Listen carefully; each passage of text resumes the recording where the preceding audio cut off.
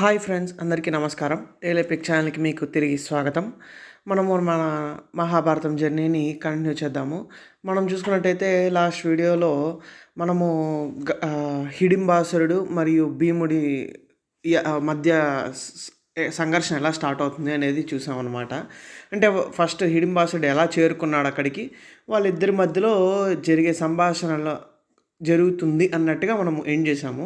ఈ వీడియోలో అక్కడి నుంచి దాని తర్వాత జరిగే కొన్ని చిన్న సన్నివేశాలు, ఇక్కడ ఎక్కువ సన్నివేశాలు లేవు. ఎందుకంటే దీని తర్వాత జరగబోయే కథ చాలా పెద్దగా ఉంది. కాబట్టి 2 చిన్న చిన్న కథలతో నేను ఈరోజు వీడియోని ముగించబోతున్నాను. ఈరోజు అక్కడి నుంచి కంటిన్యూ అవుతుందన్నమాట. భీమసేనుడు మరియు హిడింబాసుల మధ్య ఇక్కడ ఇలాగా కన్వర్జేషన్ ఇలాగ స్టార్ట్ అవుతుందన్నమాట. ఏంటంటే భీమసేనుడు చెప్తాడు, నువ్వు నీ యొక్క పరాక్రమాన్ని ఇలా ఏ యొక్క డిఫెన్స్ లేకుండా పడుకొనున్న వాళ్ళ మీద నువ్వు చూపియక్కర్లేదు. నే ఒక్కడిని చాలు నిన్ను అంతమొందించడానికి. నా మీదకి రా నువ్వు, అంతేగాని నా యొక్క సోదరులు మరియు మాత పైన కాదు నీ పరాక్రమం, అలాగే నీ యొక్క సోదరి అయిన హిడింబ పైన కాదు నీ పరాక్రమము. అబలల పైన నువ్వు ఇలా చేయడం ఏంటి? అసలు స్త్రీ హత్య పాపం ఎంత చెడు కదా అన్నట్టుగా కొన్ని మాటలు చెప్తాడనమాట. దానికి వెంటనే ఆ మాటలు విన్న వెంటనే హిడింబాసురుడు, సరే నువ్వు ఎన్నైనా మాటలు చెప్తున్నావు, అసలు నీకు నోట్లోనైనా ఏదైనా పవర్ ఉందా? అంటే ఓన్లీ నోటి ద్వారానే యుద్ధం చేస్తావు, లేకపోతే తలపడతావా అన్నట్టుగా చెప్తాడనమాట. దానికి భీమసేనుడు ఇలా ఆన్సర్ ఇస్తాడు, ఏంటి అంటే, నా పరాక్రమం నువ్వు చూస్తావులే కానీ నిన్ను నేను ఓడించి నిన్ను హతమార్చి ఈ యొక్క ప్రదేశాన్ని మానవులకు సేఫ్ ప్రదేశంగా నేను మారుస్తాను ఈరోజు అన్నట్టుగా శపథం చేస్తాడనమాట.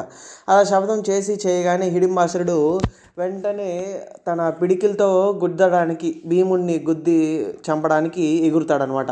అలా ఎగిరి వచ్చినప్పుడు ఏంటి అంటే, ఆ యొక్క యుద్ధం యొక్క సౌండ్స్కి తన సోదరులు కానీ మాత కానీ నిద్ర లేస్తారేమో అని చెప్పేసి ఆయన రివర్స్ కొట్టకుండా ఆ యొక్క పిడికిల్ని తన చేతితో తీసుకొని, అంటే సౌండ్స్ ఎక్కువ రాకుండా ఎలాగ ఆ సౌండ్ని మినిమైజ్ చేసి దాన్ని డిఫెండ్ చేయాలో అలా డిఫెండ్ చేస్తాడనమాట భీముడు. అలా డిఫెండ్ చేసి నెక్స్ట్ తన యొక్క ఛాన్స్ అన్నట్టుగా ఎంతో దూరంలోకి ఈడ్చుకెళ్ళిపోతాడనమాట హిడింబాసురుడిని భీముడు. ఈడ్చుకెళ్ళిపోయి అక్కడ స్టార్ట్ అనమాట వీళ్ళిద్దరి యొక్క యుద్ధము. ఎంతో ఘోరంగా ఉంటుందన్నమాట వీళ్ళిద్దరి మధ్య యుద్ధము. ఆ యొక్క యుద్ధం వల్ల కూడాను, అంటే వీళ్ళిద్దరు పిడికిలు చేతితో కొట్టుకుంటున్నారు కదా, దానికి గాను దుమ్ము వచ్చేసి ఆ యొక్క ఏరియానంతా కట్టేస్తుంది అనమాట. అంటే ఎలా కడుతుంది అంటే, ఇప్పుడు ఒక వింటర్ సీజన్లో కానీ ఎప్పుడైనా మనకి మార్నింగ్ లేస్తే పొగ ఎలాగా మంచు పొగ ఎట్లయితే మనకి ముందు ఉంటుందో అట్లా అంత ఇదిగా దుమ్ము లేస్తుంది అనమాట. అలాగే సౌండ్స్ కూడా కొంచెం స్టార్ట్ అవుతాయి. ఇలా వీళ్ళిద్దరి మధ్యలో జరుగుతూ ఉండగా ఫైట్స్ ఒకానొక టైంలో హిడింబాసురుడు గట్టిగా సింహనాదం చేస్తాడనమాట. ఈ ఫైట్ ఎక్కడికి ముందరికి జరగట్లేదు, ఇద్దరు ఈక్వల్గా ఉన్నారు అన్నప్పుడు ఆ యొక్క సింహనాదం దాటికి ఈ యొక్క సోదరులు ఎవరైతే మిగతా పాండవులు ఉన్నారో మరియు కుంతీదేవి వీళ్ళందరూ మేల్కొంటారనమాట. వీళ్ళు మేల్కోగానే వీళ్ళకి ముందర హిడింబ కనిపిస్తుంది అనమాట. ఎంతో అప్సరస ఎంతో అందంగా ఉంటుంది అనమాట హిడింబ. వెంటనే కుంతీదేవి హిడింబని క్వశ్చన్ చేస్తుంది, ఎవరమ్మా నీవు, నీ యొక్క ఇది ఏమిటి, అంటే నీ ఫ్యామిలీ ఏంటి, నువ్వు అసలు ఎక్కడున్నావు, నువ్వు ఈ యొక్క అడవికి రక్షణకారివా అన్నట్టుగా కొంచెం అలా ఆ విధంగా క్వశ్చన్ చేస్తే హిడింబ చిన్నగా జరిగిన వృత్తాంతం అంతా చెప్తానమాట. నేను ఈ అడవిలోనే ఉంటాను, ఈ అడవి అనేది మా రాజ్యం లాంటిది, ఈ అడవికి రాజు అంటే అదే హెడ్ మా అన్న ఎవరైతే హిడింబాసురుడు భీముడితో పోట్లాడుతున్నాడో ఆయనే. ఫస్ట్ ఆఫ్ ఆల్ ఏం జరిగింది అంటే, వాడు నన్ను మిమ్మల్ని చూసి మిమ్మల్ని హతమార్చి తీసుకురమ్మని చెప్పి నన్ను పంపించాడు మా అన్న. నేను ఇక్కడికి వచ్చి భీముడిని చూసేసరికి ఆ అందం కానీ అవన్నీ చూసేసరికి నేను అలా స్టన్ అయిపోయి భీముడితో డైరెక్ట్గా అడిగాను అనమాట, ఏంటి నన్ను వివాహం ఆడి నాతో వచ్చేయమన్నట్టుగా అడిగాను. దానికి భీముడు కాదనేసరికి ఇలా మా మధ్యలో కన్వర్సేషన్ జరిగేటప్పుడు ఆ టైం ఎక్కువ అయ్యేసరికి, అంటే ఆ టైం వెయిట్ చేయలేక హిడింబాసురుడే స్వయంగా వచ్చి హతమార్చి తీసుకెళ్దామని వచ్చాడు. కానీ అప్పుడు దాని తర్వాత జరిగిన సంగతి ఇదే, వాళ్ళిద్దరి మధ్య యుద్ధం జరుగుతోంది అన్నట్టుగా చెప్తుందనమాట. సరే దీని తర్వాత వీళ్ళందరూ కూడాను ఇక్కడికి వస్తారు. ఎక్కడైతే యుద్ధం జరుగుతుందో ఇక్కడికి వస్తారనమాట. అక్కడికి వచ్చి చూస్తూ ఉంటారు. ఇప్పుడు అక్కడ ఏమవుతుందంటే అర్జునుడు తన సోదరుడికి చెప్తాడనమాట, భీముడికి, అన్న తొందరలో రాత్రి అవ్వబోతోంది. నీకు తెలిసిందే కదా, రాత్రిపూట్ల రాక్షసులకి పవర్ పెరుగుతుంది, కాబట్టి నువ్వు వెంటనే తొందరగా హతమార్చు అన్నట్టుగా ఒక చిన్న హింట్ని ఇస్తాడనమాట భీముడికి. సరే అది విన్న భీముడు వెంటనే యుద్ధాన్ని నెక్స్ట్ లెవెల్కి మార్చి హిడింబాసుని 100 సార్లు అలా అలా వెంట ఇలా ఫుల్ తిప్పి తిప్పి తిప్పి కింద పడేస్తాడు అనమాట. అలా తిప్పి పడేసిన వెంటనే హిడింబాసుడు రక్తం కక్కుకుంటాడు. ఇలా కక్కుకొని అలా ఆ యొక్క దీంట్లోనే ఉన్నాడు, ఇంకా బయటికి రాకముందే హిడింబాసుడి యొక్క వెన్నుపూసను గట్టిగా కొట్టి కొట్టి ఇరగొట్టేసి హిడింబాసురుని అలా హతమారుస్తాడనమాట. అలా హిడింబాసురుని హతమార్చిన తర్వాత రివర్స్ ఇక్కడ వీళ్ళ దగ్గరికి వచ్చి సిచ్యువేషన్ ఏంది అన్నట్టుగా వీళ్ళు మాట్లాడుకుంటూ ఉన్నప్పుడు ధర్మరాజు చెప్తాడనమాట హిడింబకు, నువ్వు నాకు చాలా దగ్గర దానిలాగా అనిపిస్తున్నావు, ఏంటి ఇప్పుడు నీ యొక్క పరిస్థితి ఏంటి అన్నట్టుగా వీళ్ళు మాట్లాడుకుంటూ ఉంటే ఆ యొక్క హిడింబ పేరు వినగానే భీముడికి కోపం, ఆ దీంట్లో ఉన్నాడు కదా, ఆ ఫైట్లో ఉన్నాడు, ఆ యొక్క దీంట్లో ఉన్నాడు కదా, వెంటనే తనను కూడా హతమారుస్తా అన్నట్టుగా చెప్తాడనమాట. నువ్వు కూడా నీ అన్న దగ్గరికే పో అన్నట్టుగా. అది వినగానే యుధిష్ఠిరుడు మందలిస్తాడు భీమసేనుడిని, ఎంత నువ్వు ఇలా ఫైట్లో ఉన్నా కూడా స్త్రీ హత్య మంచిది కాదు, అధర్మ పని నువ్వు చేయకూడదు అని మందలిస్తాడు. సరే అని చెప్పి యుధిష్ఠిరుడు మందలించిన వెంటనే భీమసేనుడు కూల్ అవుతాడనమాట. దాని తర్వాత హిడింబ చెప్తుంది, కుంతీదేవి దగ్గరికి వెళ్ళి చిన్నగా చెప్తుందనమాట, అమ్మ మీ యొక్క పుత్రుడు నాకు చాలా నచ్చాడు, నేను ఆయనతో జీవనం సాగించాలనుకుంటున్నాను, ఆయన లేకపోతే నేను బతకలేను అన్నట్టుగా చెప్తుందనమాట. ఇంకో ఏం చెప్తుందంటే, నేను నా యొక్క ఫ్యామిలీని కూడా త్యజించి వచ్చాను ఆయన్ని చూసిన తర్వాత, నాకు ఇంకొక దిక్కు లేదు, ఆయన కానీ కాదన్నాడంటే నేను ఇక్కడే ప్రాణం విడుస్తాను అన్నట్టుగా కుంతీదేవికి చెప్తుంది. అది విన్న యుధిష్ఠిరుడు కానీ కుంతీదేవి మిగతా వాళ్ళందరూ కూడాను భీమసేనుడికి చెప్పి కొంచెం అంటే కాంప్రమైజ్ చేస్తారనమాట. దానికి కూడా కాంప్రమైజ్ అవ్వకపోయేసరికి హిడింబ చెప్తుంది, ఇంకా ఏం చెప్తుంది అంటే, నేను ఇలా సైలెంట్గా ఉండడమే కాదు నీకు ఇన్ఫర్మేషన్ కూడా ఇవ్వగలుగుతాను, ఇక్కడ దగ్గరలో దువ్వ ఒకటి ఉంది, అంటే అదే ఒక విలేజ్ ఉంది, ఆ విలేజ్లో ఒక సరోవరం ప్రత్యక్షం అయ్యిందనమాట. అంటే ఏం చెప్తుందంటే, నేను ఎక్కడి నుంచైనా ఇన్ఫర్మేషన్ తేగలను హిడింబ, ఆ ఇన్ఫర్మేషన్ గురించి, ఆ ఇన్ఫర్మేషన్ అనేది చాలా కరెక్ట్గా ఉంటుంది అన్నట్టుగా చెప్పి ఈ ఇన్ఫర్మేషన్ చెప్తుందట. ఒక విలేజ్లో ఒక సరోవరం ప్రత్యక్షం అవుతుంది, ఆ యొక్క దానిపైన ఒక వనస్పతి విలసిల్లుతుంది అన్నమాట. అంటే వనస్పతి అంటే ఒక ఆశ్రమం టైప్లో ఉంది.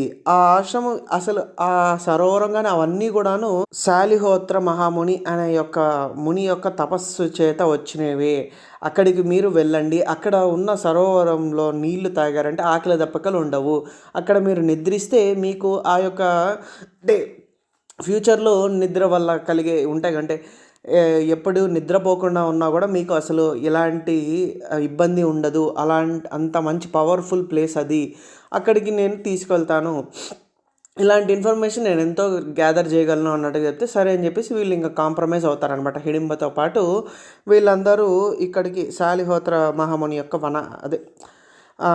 ఆశ్రమానికి చేరుకుంటారు. ఇంకొక పాయింట్ కూడా చెప్తుంది, ఏంటి అంటే అప్పుడప్పుడు వ్యాస మహర్షి కూడా ఈ యొక్క ఆశ్రమానికి విచ్చేయగలరు, ఆయన విచ్చేసినప్పుడు ఆయన దగ్గర మీరు మంచి హితోపదేశం కూడా చేసుకోగలరు కూడా అని కూడా చెప్తుంది అనమాట. సరే అని చెప్పేసి వీళ్ళందరూ ఇంకా ఇటు సైడ్ ఎట్లయినా కూడా వీళ్ళు ఇక్కడ ఈ అడవిలో అయితే ఉండలేరు కదా, అది ఆ ఆశ్రమం దగ్గరికి వెళ్దామని చెప్పి ఆశ్రమం దగ్గరికి వెళ్తారనమాట. ఆశ్రమం దగ్గరికి వెళ్ళిన తర్వాత కొన్ని రోజులకి వ్యాస మహర్షి అక్కడికి విచ్చేస్తారనమాట. అక్కడికి వచ్చిన తర్వాత వీళ్ళందరూ వచ్చేసి సరోవరంలో స్నానం చేసుకొని అన్నీ పనులు ముగించుకొని వ్యాస మహర్షి దగ్గరికి వచ్చి ఆయన గౌరవంతో మొత్తం గౌరవించి ఆయనకు చేయాల్సిన సపర్యాలన్నీ చేస్తారనమాట. దానికి వ్యాస మహర్షి ఇలా చెప్తారనమాట, ఒక దుర్మార్గుడు వల్ల మీరు ఇలా ఈ యొక్క పరిస్థితికి చేరుకున్నారు, ఆ దుర్మార్గ పుత్రుడిని నేను ఆ రోజే హతమార్చమని ఆ యొక్క ధృతరాష్ట్రునికి చెప్పాను, అయినా కూడా ఆయన కళ్ళు మూసుకుపోయి ఆ దుర్మార్గుడు చెప్పిన మాటలు విని మిమ్మల్ని కరీనగర్ నుంచి బయటికి వెళ్ళగొట్టాడు. అలా వెళ్ళగొట్టడం ఒకటే సరిపోలేదన్నట్టు ఒక మాయ లక్క ఇంటిని కట్టించి దాంట్లో మిమ్మల్ని నివసింపజేసి ఒకానొక రోజు ఆ లక్క ఇంటిని కాల్చి బూడిద చేసి మిమ్మల్ని హతమార్చాలనుకున్నాడు. ఇది ఈ యొక్క సంఘటన మీ యొక్క కర్మ వల్లనే జరిగింది. ఇంకొన్ని రోజులు మాత్రమే. దీని తర్వాత యుధిష్ఠిరుడు ఆ యొక్క హస్తినాపురానికి రాజు కాగలడు. ఆ యొక్క రాజభోగాలన్నీ మీరు అనుభవించగలుగుతారు. ఈ యొక్క దుస్థితి ఇంకొన్ని రోజుల వరకు మాత్రమే అని చెప్తాడనమాట. ఇంకొక మాట కూడా చెప్తాడు. ఏంటి, మీరు కొంతకాలం ఇక్కడే ఇక్కడ శాలిహోత్ర మహాముని యొక్క ఆశ్రమంలోనే ఉండి నివసించండి. దాని తర్వాత కొన్ని రోజుల తర్వాత ఏకచక్రాపురం చేరుకొని అక్కడ మీరు బ్రాహ్మణులలాగా వేషధారణ చేసి అక్కడ మీరు నివసించాలి. ఎన్ని రోజులు నివసించాలి అంటే, నేను అక్కడికి వచ్చి మీ యొక్క తదుపరి ఏంటి అని చెప్పేదాకా అక్కడే మీరు నివసించాలి అని ఆజ్ఞాపిస్తాడనమాట. అలాగే ఇంకా ఏం చెప్తాడు అంటే, సైలెంట్గా కుంతిని పక్కకు తీసుకొని చెప్తాడు. ఈ యొక్క హిడింబ ఎవరైతే ఉన్నారో ఆ యొక్క హిడింబ నిజనామధేయం ఏంటి అంటే కమలపాలిక.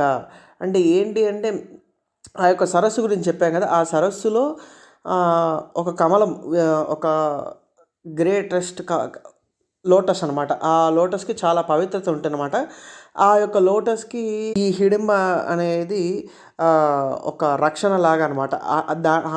దీన్ని కాపాడడానికి పుట్టింది అన్నట్టు. అందుకే తన పేరు కమలపాలిక అని ఉందన్నమాట. అది ఒరిజినల్ నామధేయం అనమాట హిడింబకి. కాబట్టి హిడింబకు భీమసేనుడికి పుట్టిన ఒక పురుషుడు పుడతాడు, అంటే ఒక పుత్రుడు పుడతాడు. ఆ జన్మించిన పుత్రుడు మీరు ఒక ఆపద్ సమయంలో ఉన్నప్పుడు ఆ పుత్రుడే మిమ్మల్ని కాపాడగలడు అని ఒక ఉపదేశం చేస్తాడనమాట కుంతిదేవికి. అలా చేసి వీళ్ళందరికీ ఇంకొన్ని మంచి మాటలు చెప్పి ఆయన అక్కడి నుంచి అంతర్గతుడు అవుతాడనమాట. దీంతో ఈరోజు స్టోరీ కంప్లీట్ అయింది, వీడియో కూడా కంప్లీట్ అయింది. Thank you for being me with till the last of the video. Thank you for supporting me till now. Please like, comment, share and subscribe to my channel Tale Epic. Thank you. See you in the next video.